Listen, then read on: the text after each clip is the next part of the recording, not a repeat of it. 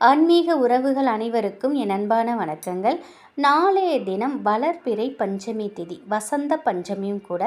நாளைய தினம் சரஸ்வதி தாயார் அவதரித்த ஒரு நாள்.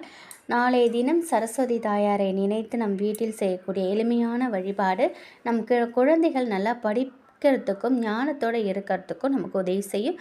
கட்டாயம் சரஸ்வதி தாயாரை நினைத்து நாளைய தினம் வீட்டில் பூஜை செய்யுங்க.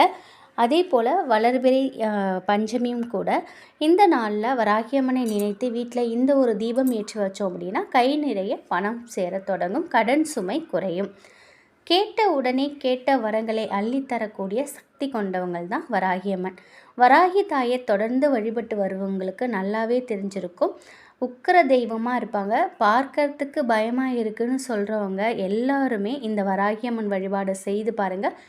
இவங்களோட வராகியம்மனோட வழிபாடு நம்ம செய்ய ஆரம்பித்தாலே போதுங்க, நமக்கே தெரியும் அவங்க ஒரு குழந்தை அப்படின்னு. அவங்க ஒரு குழந்தை உள்ளம் கொண்டவங்க. நிறைய சிறப்பு அம்சங்களை கொண்ட வராகி அம்மனுக்கு சிறப்பான நாள் அப்படின்னாக்கா பஞ்சமி திதி. பஞ்சமி திதி வளர்பிறையில் வரக்கூடிய அந்த பஞ்சமி தினத்தில் நம்முடைய வீட்டில் சுலபமாக எளிமையான முறையில் இந்த தீப வழிபாடை நம்ம செய்தாலே போதும். நம் வாழ்க்கையில் பொருளாதார விஷயத்தில் மிக பிரம்மாண்டமான ஒரு வாழ்க்கையை அன்னை கொடுப்பாங்க. அதுவும் ஞாயிற்றுக்கிழமையிலே வருவது மிக மிக சிறப்பான ஒன்று. வராகி தாய் பூஜையில் எப்படி நம்ம உடல் சுத்தத்தோடு நம்ம பூஜை பண்ணுறோமோ அதே போல் மன சுத்தமும் வேணும், வீடு சுத்தமும் ரொம்ப முக்கியம். காலையிலேயே நீங்கள் குளிச்சுட்டு காலையிலே குளிச்சிருந்துட்டு உங்கள் அன்றாட வேலைகளை நீங்கள் பார்த்தாலும் பரவாயில்ல, மாலை நேரத்தில் நீங்கள் குளிச்சுட்டு தான் நீங்கள் பூஜை செய்யணும். வராகியம்மனோட வழிபாடு இரவு 8 மணிக்கு மேலே செய்கிறது ரொம்ப ரொம்ப உகந்தது. 8 மணிலேருந்து 9 மணிக்குள்ளே இந்த பூஜையை செய்யலாம். வராகியம்மனோட படம் இருந்தது அப்படின்னாக்கா அந்த படம் சுத்தமாக தொடச்சிட்டு சந்தனம் மஞ்சள் குங்குமம் போட்டு வைங்க. அவங்க சிலை இருந்ததுன்னா அபிஷேகம் செய்யுங்க. அப்படி உங்ககிட்ட படம் இல்லை அப்படின்னா கவலைப்பட வேணாம். ஒரு மஞ்சள் பிள்ளையார் பிடித்து வைக்கிற மாதிரி வராகியம்மனை பிடித்து வச்சு குங்குமம் போட்டு வைங்க. மஞ்சளை வராகியம்மாவாக நினைச்சிக்கோங்க. வராகியம்மனுக்கு பிடித்த பூக்களால் அலங்காரம் பண்ணிக்கோங்க. செவ்வரளி பூ, செம்பருத்தி பூ ரொம்ப விசேஷம். கிடைச்சா அதை நீங்கள் வச்சு அலங்காரம் பண்ணிக்கோங்க.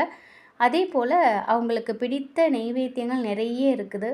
கிழங்கு வகைகள், மாதுளை முத்துக்கள், தயிர் சாதம், மிளகு பொங்கல், பானகம், இதெல்லாம் ரொம்ப விசேஷமானது. அதோடு சேர்த்து சர்க்கரை பொங்கல் பச்சை கற்பூரத்தோடு சேர்த்து சமைச்சு வைக்கிறது நம்ம பணவரவிலே நல்ல முன்னேற்றம் ஏற்படும். சர்க்கரை பொங்கலில் கொஞ்சம் பச்சை கற்பூரம் துளி போட்டு பூஜை அறையில் நீங்கள் நெய்வேத்தியம் வைக்கலாம். 1 டம்ளர் பானகம் தயார் பண்ணி வச்சுக்கோங்க. இது எல்லாத்தையும் வச்சு முடிச்சிடுங்க. நாளைய தினம் பஞ்சமி திதி எப்போ வருதுங்கிற டைமிங் பார்த்துடலாம். ஞாயிற்றுக்கிழமை பஞ்சமி திதி மதியம் 12:30க்கு ஆரம்பித்து அடுத்த நாள் திங்கட்கிழமை காலை 10-12 வரைக்கும் பஞ்சமி திதி இருக்குது. உங்களோட நார்மலாக எப்போதும் செய்யக்கூடிய பூஜைகள் வராகியம்மனுக்காக பஞ்சமி திதியில் நீங்கள் செய்யக்கூடிய பூஜையெல்லாம் நீங்கள் செஞ்சுக்கோங்க. அதுக்கப்புறம் ஒரு வெற்றிலை ஒன்று எடுத்துக்கோங்க. அந்த வெற்றிலைக்கு மேலே ஒரு மண் அகல் விளக்கு வைத்து நல்லெண்ணெய் இல்லைன்னா பசுனை ஊற்றி திரி போட்டு நீங்கள் தீபம் ஏற்றுங்க.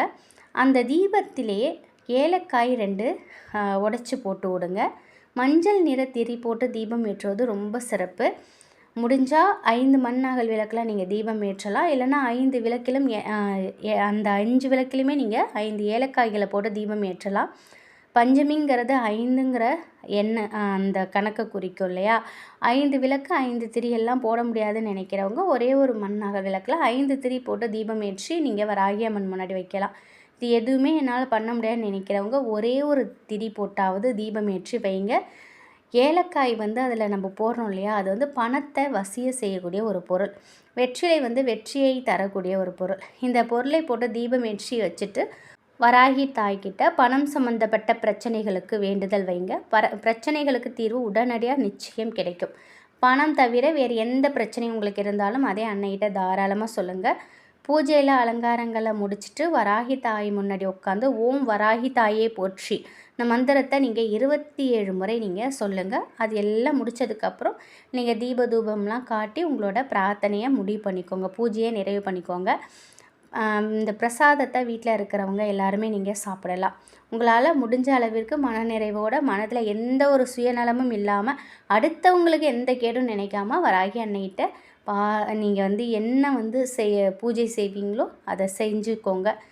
கண்டிப்பாக அவங்க உங்கள் பூஜைகளை ஏற்றுப்பாங்க, வரங்களை வாரி கொடுப்பாங்க. முழு நம்பிக்கையோடு நீங்கள் இதை செய்து பாருங்கள். 2 ஏலக்காய் போட்டு இந்த தீபத்தை ஏற்றி பாருங்கள்.